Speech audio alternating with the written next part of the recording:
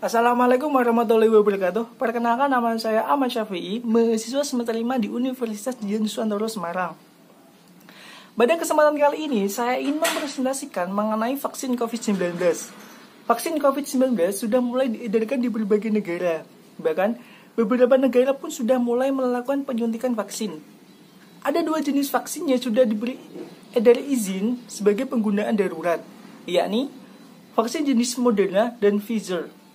Menurut pakar penyakit menular dari Vanderbilt University, kedua jenis vaksin tersebut telah diperiksa secara ketat oleh badan berwenang dan independen. Jadi tidak ada alasan bagi masyarakat untuk mengkhawatirkan keamanan vaksin tersebut. Dari segi bahan produknya, tidak perlu khawatir, karena MUI telah mengeluarkan fatwa yang menyatakan bahwa vaksin COVID-19 jenis Sinovac yang sudah beredar di Indonesia dinyatakan halal. Vaksin tidak seperti obat yang dapat menumpuk di dalam tubuh, jadi tidak akan mengubah susunan dalam tubuh dan tidak menyebabkan efek samping pada jangka panjang. Menurut data Cleveland Clinic, agar vaksin ini benar-benar ampuh menghentikan pandemi, harus ada sekitar 50 hingga 80% populasi yang harus mendapatkan vaksin agar tercapai kekebalan kelompok atau herd immunity. Namun, ada beberapa kelompok yang tidak boleh mendapatkan vaksin tersebut. Di antaranya adalah orang dengan alergi. Menurut Pusat Pengendalian dan Pencegahan Penyakit atau CDC, ada beberapa orang yang pernah mengalami reaksi alergi parah setelah mendapatkan vaksin COVID-19. Itu sebabnya CDC menyarankan agar orang-orang yang memiliki reaksi alergi parah terhadap salah satu bahan dari vaksin COVID-19 untuk tidak boleh melakukan suntik vaksin. Orang yang pernah mengalami reaksi alergi parah terhadap jenis vaksin lain atau terapi suntik juga harus berkonsultasi terlebih dahulu dengan dokter sebelum melakukan penyuntikan vaksin COVID-19. Yang kedua adalah anak-anak. Vaksin Moderna hanya diperbolehkan untuk orang yang berusia 18 tahun ke atas. Sedangkan untuk vaksin Pfizer hanya boleh untuk orang yang berusia 16 tahun ke atas. Saat ini, vaksin COVID-19 belum diteliti dampak dan efeknya pada anak-anak. Selain itu, anak-anak juga tidak berwenang untuk menerima vaksin tersebut. Yang ketiga adalah orang yang memiliki gangguan imunitas.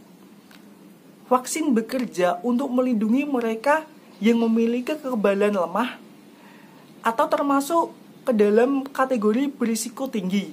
Namun, orang-orang yang kekebalannya terganggu secara serius atau menderita komplikasi kronis yang dapat mempengaruhi fungsi kekebalan biasanya tidak cocok dengan respon vaksin tersebut. Oleh karena itu, orang yang memiliki gangguan sistem kekebalan tubuh tidak disarankan untuk melakukan suntik vaksin COVID-19 sampai ada penelitian yang menunjukkan keefektivitasannya. Yang keempat adalah wanita hamil.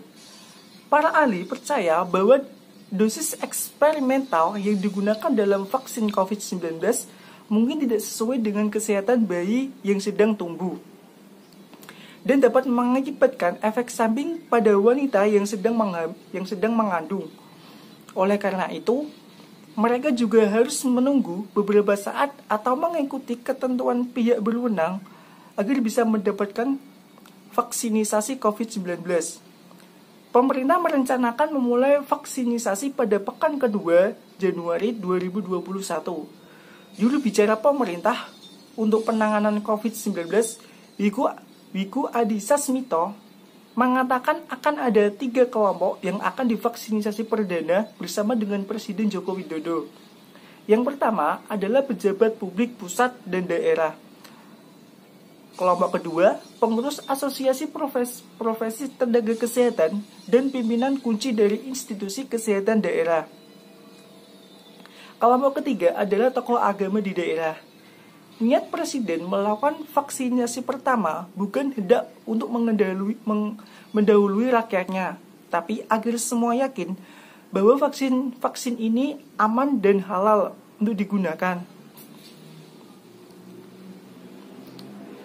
Bapak Joko Widodo juga meminta agar masyarakat bersabar untuk menanti proses vaksinisasi. Beliau mengatakan bahwa saat ini vaksin sudah ada dan mulai didistribusikan ke daerah-daerah.